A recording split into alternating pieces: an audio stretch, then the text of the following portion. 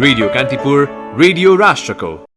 कतारमा क्याम्प बाहिर निस्किएका 250 Nepali deport. Corona विरुद्ध सरकारले गरेका निर्णय सशक्त भएपछि कार्यान्वयन पाटो फितलो।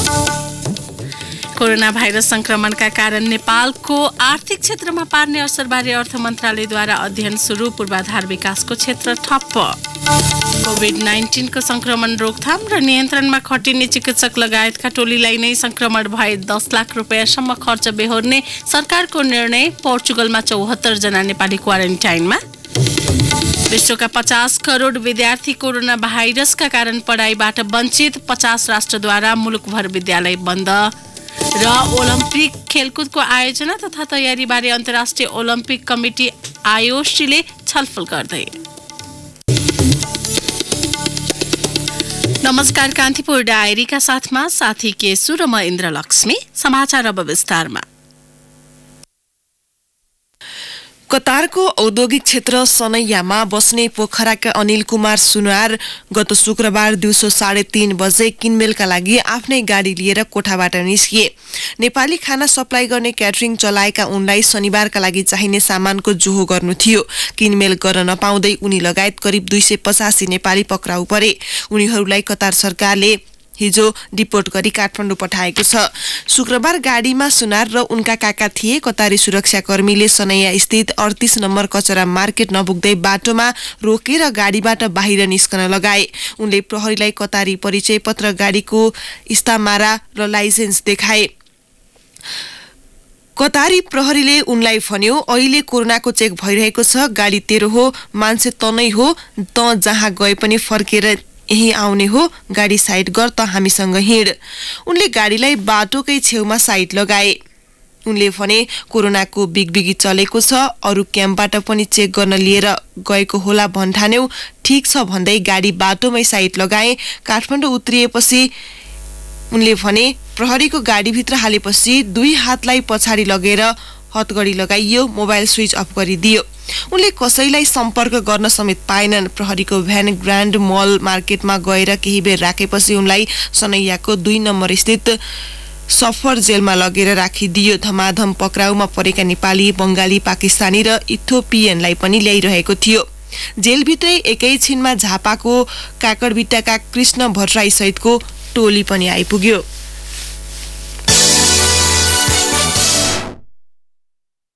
कोभिड-19 विरुद्ध सरकारले गरेका निर्णय सशक्त भए पनि कार्यान्वयन फितलो देखिएको छ। उपप्रधान तथा रक्षा मन्त्री ईश्वर पोखरेलको संयोजकत्वमा कोभिड-19 रोकथाम तथा नियन्त्रण उच्चस्तरीय समन्वय समितिले तय गरेका रणनीति प्रभावकारी रूपमा लागू हुन सकिरहेका छैनन्। समितिले फागुन 29 मा गरेको 19 बुँदे निर्णयको 10 नम्बरसम्मका बुँदामा विदेशबाट आउनेका लागि विभिन्न प्रकारका नियम तोकिएका छन्, तर ती नियम तोकिए अनुसार लागू भने भइरहेका छैनन्। समितिले हिजो मात्रै उपत्यकाका 6 वटा अस्पताललाई कोरोना उपचारमा केन्द्रित गरी 120 वटा आईसीयू शैय्या बनाउने, उपत्यकामै 1000 शैय्यासम्मको आइसोलेसन वार्ड बनाउने, उपत्यका बाहिरका अस्पतालहरूमा 115 वटासम्म आईसीयू शैय्या तयार पार्ने लगायतका निर्णयहरू गरेको छ।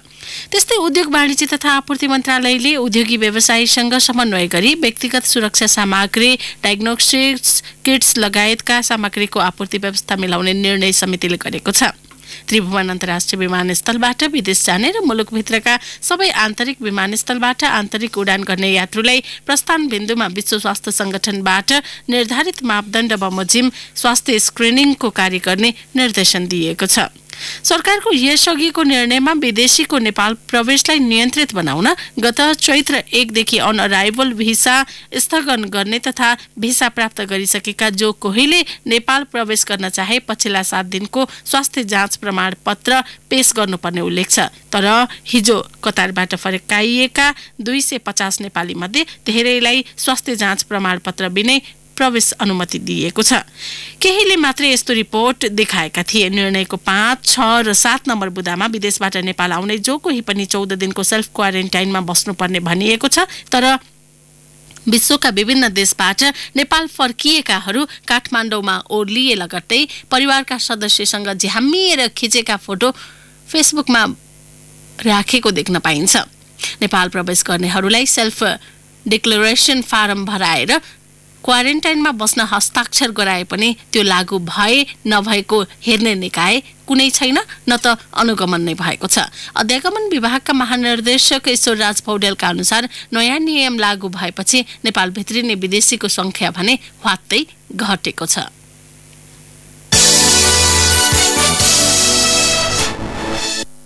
नेपाल प्रहरी र सशस्त्र प्रहरी प्रधान कार्यालयले आन्तरिक स्रोत साधनबाट आवश्यक सावधानीका उपाय अपनाउन देशभरका युनिटलाई निर्देशन दिएको छ।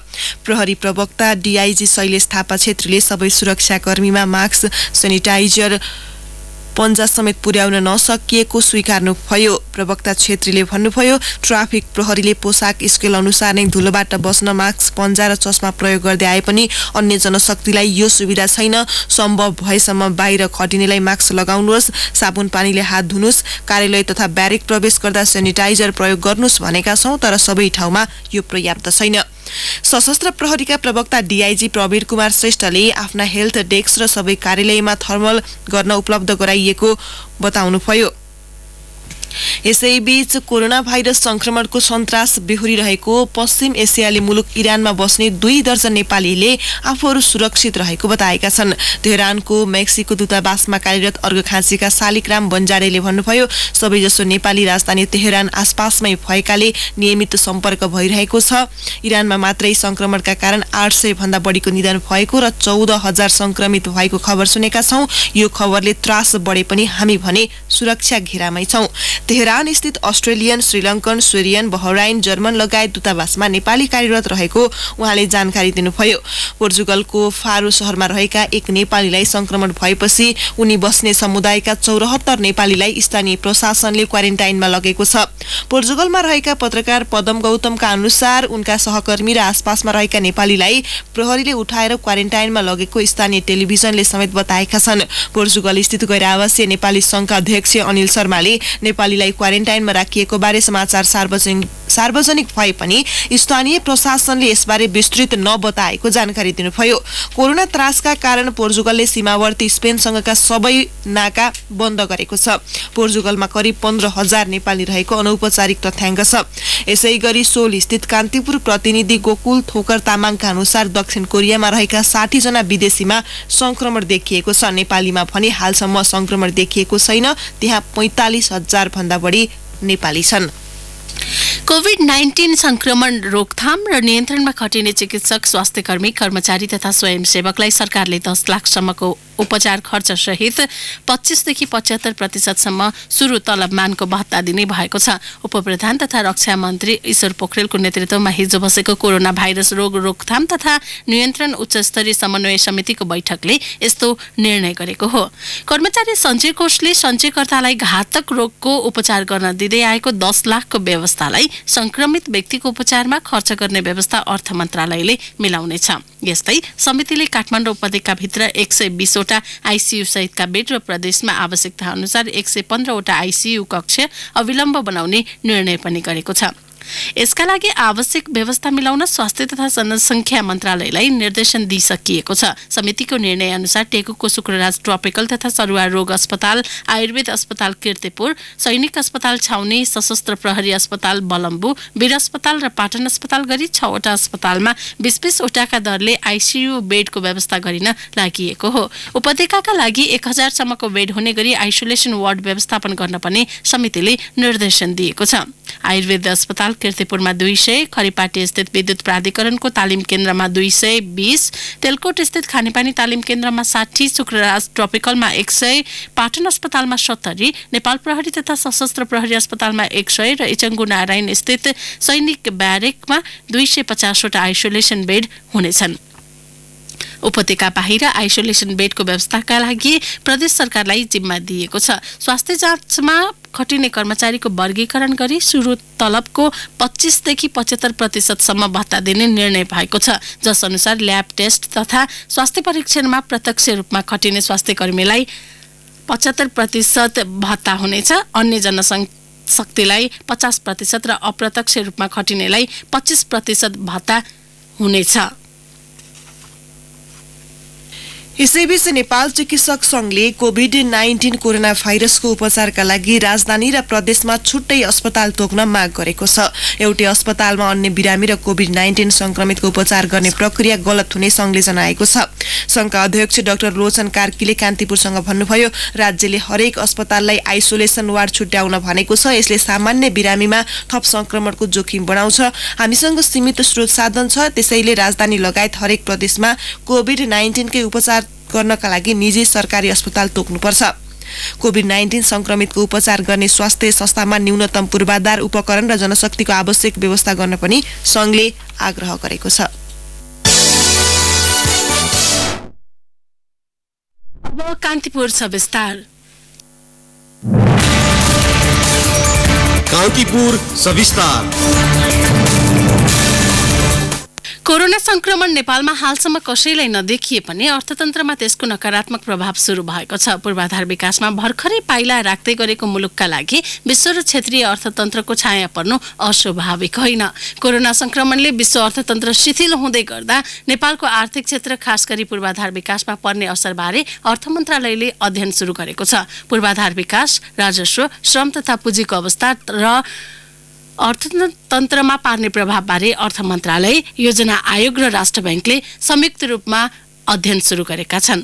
एक रिपोर्ट। त्यसै पनि कचुवा गतिमा रहेको मुलुकको पूर्वाधार विकासमा कोभिड-19 को प्रभावले सबै काम ठप्प भएपछि यसले समग्र अर्थतन्त्रमा पार्ने अल्पकालीन र दीर्घकालीन प्रभावबारे अध्ययन सुरु भएको हो। पुँजी, श्रम र प्रविधि सबै विदेशी मुलुकबाट ल्याउनु पर्ने भएपछि अधिकांश विकासी आयोजना यतिखेर ठप्प छन्। नेपालको विकासको गति अन्तर्राष्ट्रिय गतिविधिमा निर्भर रहने भएकाले थप अध्ययनपछि मात्रै आगामी रणनीति तय गरिने अर्थ मन्त्रालयका प्रवक्ता उत्तम कुमार खत्रीले बताए। विकास आयोजनामा कस्तो प्रभाव पर्छ, वित्तीय संस्थाहरूमा कस्तो प्रभाव पर्छ, टुरिज्म सेक्टरमा यसले कस्तो प्रभाव पार्छ लगायतका विषयमा अध्ययन गरिरहेका छन्। त्यसको अध्ययनको मोटामोटी अब एउटा निष्कर्ष निक्लिन्छ। कति लामो हुन्छ यो पनि अब हेर्न बाँकी नै हुन्छ। त्यो लगायत हामीले चाहिँ अब यही हप्ता चाहिँ अब विषयगत मन्त्रालय खास गरी विकास आयोजनासँग सम्बन्धित मन्त्रालयका सचिवहरूसँग बसेर छलफल पनि गर्दैछौँ। त्यसपछि जुन आयोजना व्यवस्थापन अथवा आयोजनामा सहजीकरण, सहयोग, समन्वय के गर्नुपर्ने हो त्यसको निष्कर्ष र निश्चय निक्लिन्छ। त्यसपछि हामी त्यसमा अगाडि बढ्ने। मुलुकको पूर्वाधार क्षेत्रमा सबैभन्दा धेरै लगानी पछिल्लो समय चीनको छ। जलविद्युत, सडक पूर्वाधार, सिमेन्ट लगायत क्षेत्रमा चीनले 5 खर्ब भन्दा बढी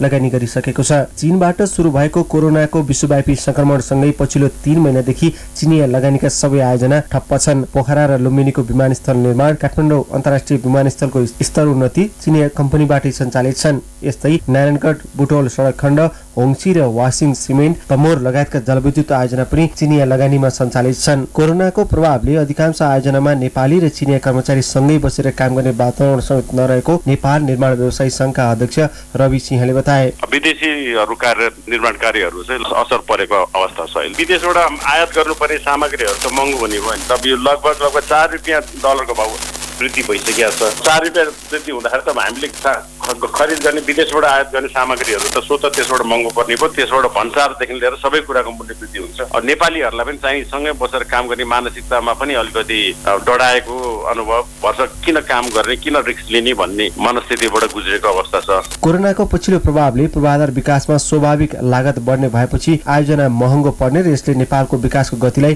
अझै पछि धकेल्ने अर्थविद एवं प्राध्यापक डाक्टर शिवराज अधिकारीको तर्क छ। काम सम्पन्न जुन तोकिया थियो त्यसमा चाहिँ इफेक्ट गर्ने भयो। त्यो इफेक्टले के हुने भयो भन्दा हाम्रो इकोनोमीलाई पनि यसले असर गर्ने भयो। लङ टर्म इफेक्ट हुन्छ। यसको रिटर्न टाइममा पाइएन अनि त्यसपछि यसको कस्ट चाहिँ बढ्ने सम्भावना भयो। टाइमको हिसाबले पनि कस्ट बढ्यो। टाइममा प्रोडक्सन गर्न नसकेको कारणले अथवा बेनिफिट ल्याउन नसकेको कारणले पनि कस्ट बढ्ने भयो। अर्को चाहिँ सबैको अब आफ्नो प्लान हुन्छ। यो सेक्टरले चाहिँ अर्को सेक्टरलाई पनि सपोर्ट गर्ने हुन्छ। त्यो हिसाबले पनि यसले चाहिँ इफेक्ट गर्ने भयो। विश्व ब्याङ्कले गरेको प्रक्षेपण अनुसार नेपालको पूर्वाधार विकासका लागि कम्तीमा 13 खर्ब वार्षिक लगानी आवश्यक छ।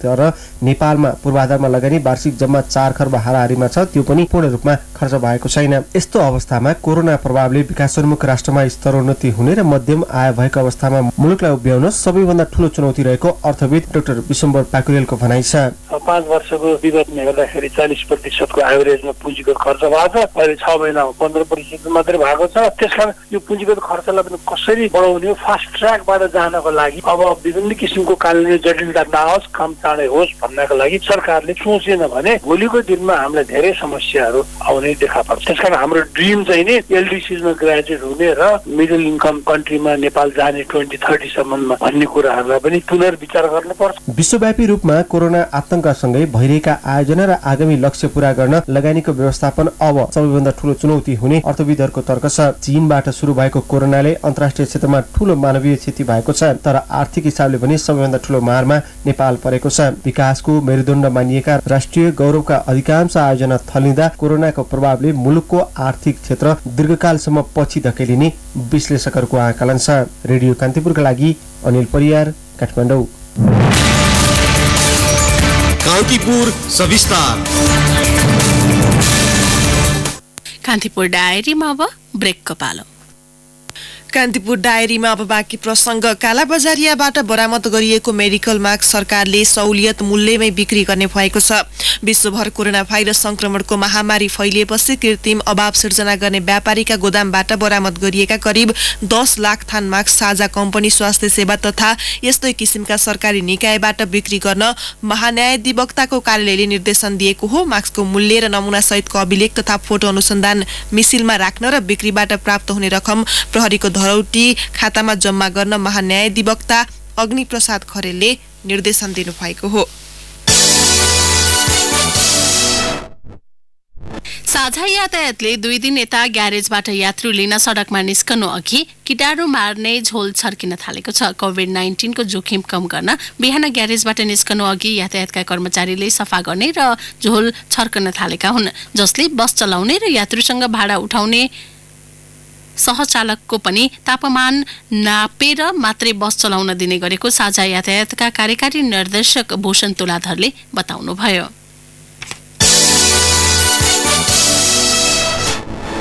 कांग्रेस सभापति शेरबहादुर देउवाले सीमा नाकामा कोरोना भाइरसको संक्रमण भित्र नसक्ने बताउँदै प्रभावकारी बन्दोबस्त मिलाउन सरकारको ध्यानाकर्षण गराउनु भएको छ। हिजो 9 बुधे विज्ञप्ति जारी गर्दै उहाँले सम्भावित जोखिम सामनाका लागि दक्ष जनशक्ति तयार राख्न पनि आग्रह गर्नुभयो।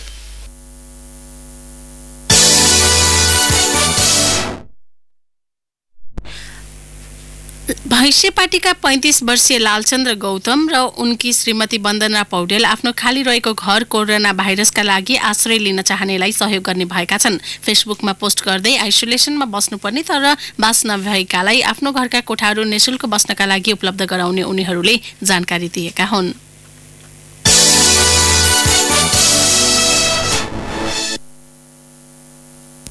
नेपाल पुनर्बिमा कम्पनीले आजदेखि सर्वसाधारणका लागि 1 अर्ब 60 करोड रुपियाँ बराबरको प्राथमिक शेयर निष्कासन आइपिओ जारी गर्दैछ। अंकित मूल्य प्रति किता 100 का दरले कम्पनीको आइपिओ जारी गर्न लागेको हो। शेयर रजिस्ट्रार एवं बिक्री प्रबन्धकको जिम्मा आरबीबी मर्चेन्ट ब्याङ्किङले पाएको छ। राष्ट्रिय गौरवको उत्तर दक्षिण जोड्ने कालीगण्डकी करिडोर निर्माणको काम नदीजन्य पदार्थ अभावले रोकिएको छ। 2075 पौषबाट निर्माण शुरू भएको गैडाकोट रामपुर पिपल टाढा 131 किलोमिटर खण्डको गैडाकोट तर्फ पर्ने 32 किलोमिटर क्षेत्रमा ढुङ्गा, गिटी र बालुवा अभाव भएको हो। खानेपानी सम्बन्धी विधेयकको छलफलमा सांसदहरूले मन्त्रालयबीच समन्वय नभएको आरोप लगाएका छन्। प्रतिनिधि सभाको विकास तथा प्रविधि समितिमा सांसदहरूले यस्तो बताएका हुन्। विधेयकको दफावार छलफलका क्रममा हिजो सांसद टोप बहादुर रायमाझीले बाटो नबन्दै खानेपानीको पाइप बिछ्याउनु पर्ने बताउनुभयो। उहाँले यसबारे कुरा उठाए पनि मन्त्रालयले काम गर्न नसकेको आरोप लगाउनुभयो। बैठकमा उपस्थित खानेपानी मन्त्रालयका सचिव माधव बेलवासेले रायमाझीले उठाएका प्रश्नको जवाफ नदिई दफावार छलफलमा उठेका प्रश्नहरूको जवाफ दिनुभएको थियो। कान्तिपुर डायरीमा पुनः ब्रेकको पालो। ब्रेकपछि अब आर्थिक प्रसंग। अर्थ मन्त्रालयले बजेटको अर्धवार्षिक समीक्षामा बजेट विनियोजन, खर्च प्रणाली र आयोजना व्यवस्थापनका नीतिगत सुधारहरूको सकारात्मक परिणाम देखि खर्च बढ्न थालेको जनाएको थियो।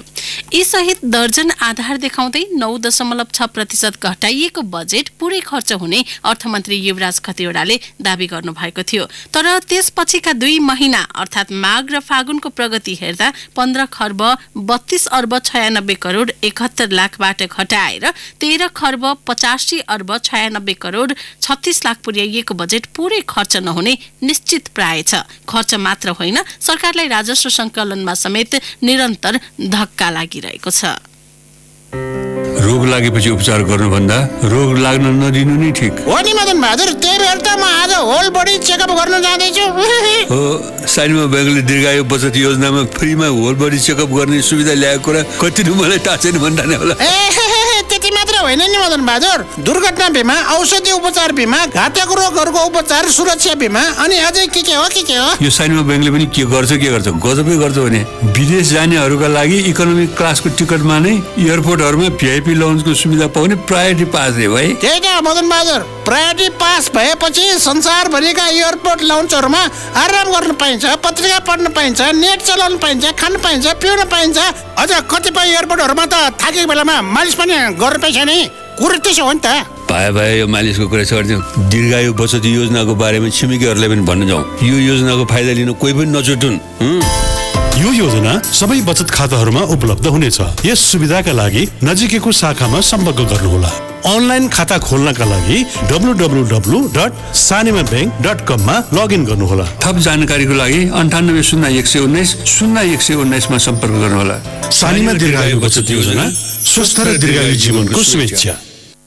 व्यवसायीले पारदर्शी रूपमा ग्यास वितरण नगरे यसको व्यवस्थापन जिम्मा प्रहरी र सेनालाई दिने सरकारले चेतावनी दिएको छ। नेपाल आयल निगमले पर्याप्त मात्रामा ग्यासको कोटा दिए पनि बजारमा अभाव देखिएपछि उद्योग वाणिज्य तथा आपूर्ति मन्त्री लेखराज भट्टले हिजो आयल निगम, वाणिज्य आपूर्ति तथा उपभोक्ता संरक्षण विभाग र उद्योगी व्यवसायीलाई मन्त्रालयमा बोलाएका थिए।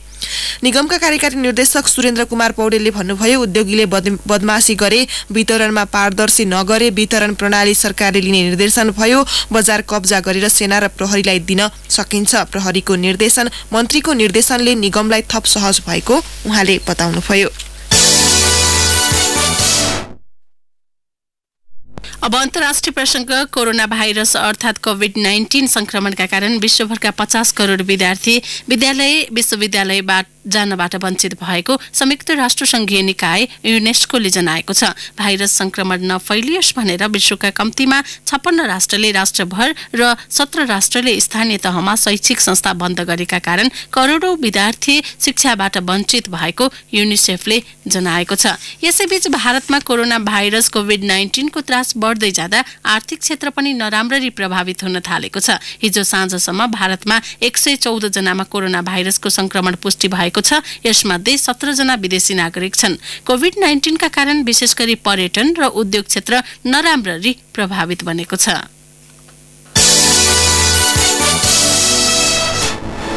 अब खेल प्रसंग। ओलम्पिक खेलकुदको आयोजना तथा आगामी सम्भावनाका विषयमा अन्तर्राष्ट्रिय ओलम्पिक कमिटी आईओसीले आज भिडियो कन्फरेन्स मार्फत छलफल गर्ने भएको छ।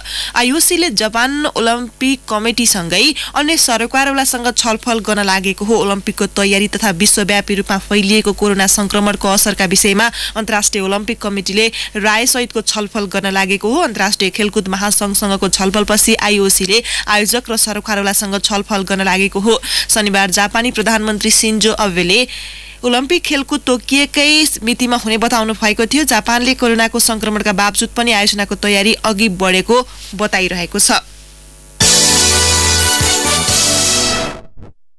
अब मौसम सम्बन्धी जानकारी। काठमाडौँ उपत्यका सहित मुलुकका अधिकांश स्थानमा आंशिक बदली हुने जल तथा मौसम पूर्वानुमान महाशाखाले जनाएको छ। केही बेर अघि 8.4 डिग्री सेल्सियस मापन गरिएको काठमाडौँ उपत्यकाको अधिकतम तापक्रम आज 25 डिग्री सेल्सियससम्म पुग्नेछ। सूर्योदय बिहान 6:10 भयो भने सूर्यास्त भरे साँझ 6:13 हुनेछ।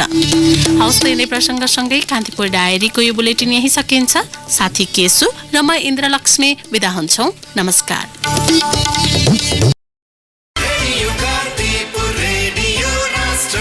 सूचना र मनोरञ्जनको संवाहक रेडियो राष्ट्रको रेडियो कान्तिपुर।